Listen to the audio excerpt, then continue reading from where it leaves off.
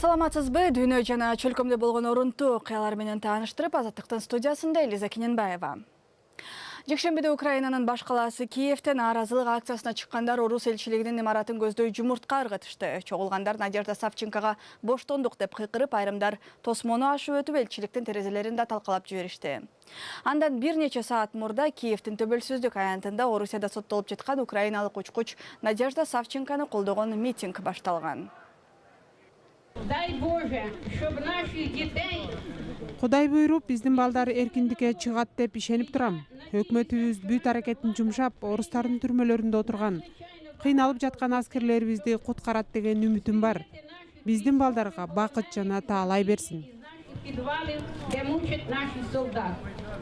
Бул окуядан соң Кремль Украинага нааразылык нотасын жиберди. Өткөн бейшемиде Савченко сот созулгандыктан кургак ачкачылык жарыялаган. 34 жаштагы аскерий учкуч 2014-жылдын жайында Луганск облусунда орусиялык 2 журналисттин өлүмүнө катышы бар деген шек менен кармалган.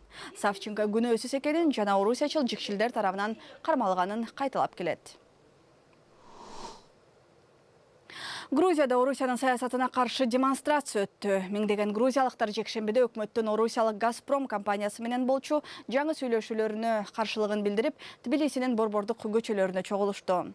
Акциянын катышуучулары Москва менен түзүлгөн газ боюнча келишим Грузияны Орусияга көз каранды кылат деп кооптонушууда. Нааразылык демонстрацияны экс-президент Михаил Саакашвилинин Бирдиктүү улуттук кыймыл партиясы уюштурган. Уюмдун мүчөлөрү Кремль Газпромду колдонуу менен Грузия менен батыштын алакасын бузгусу келет деген пикирин айтып келишет. 5 мартта Грузин өкмөтү Азербайжан менен көгүлтүр от боюнча келишим түзгөнүнө байланыштуу орус газынан баш тартканын жарыялаган. Айрымдар мындай чечим оппозициянын кысымы алдында кабыл алынганын белгилешүүдө. 2008-жылдын августунда Абхазия жана Түштүк Осетия аймактарына байланыштуу грузин-орус согушу болгон. Евробиримдик менен Түркиянын лидерлери бүгүн Брюсселде качкындар маселесин талкуулаганы чукул жыйынга чогулушууда. Франс пресс агенттиги өз булактарына шилтеме жасап, Евробиримдик лидерлери жыйындын соңунда мигранттардын негизги жолу деп эсептелген Балкан маршрутун жабуу тууралуу жарыялашаарын жазып чыкты. Буга чейин Евробиримдик качкындар кризисин чечүү үчүн Түркияга 3 миллиард евро бөлүп берерин билдирген. Өткөн жылы Евробиримдиктин аймагына миллиондон ашык качкындын басымдуу бөлүгү Түркия аркылуу киришкен. Ушул тапта 13 миңдей качкын Греция менен Македониянын чек арасында топтолуп турушат.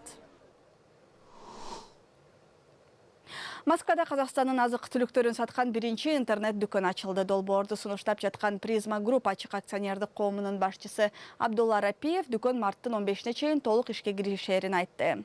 Казакстандан чыккан азык-түлүк бир эле Москвага эмес, Орусиянын башка шаарларына да жеткирилет. Рапиевдин айтымында учурда негизги кардарлар Казакстанда мурда жашап кеткен орусиялыктар болууда. Алар өзгөчө ун азыктарын көп заказ кылышат. Казвуд Чекит KZ деп аталган дүкөн Орусиянын аймагында Казакстандан чыккан азык-түлүк саткан биринчи интернет долбоор.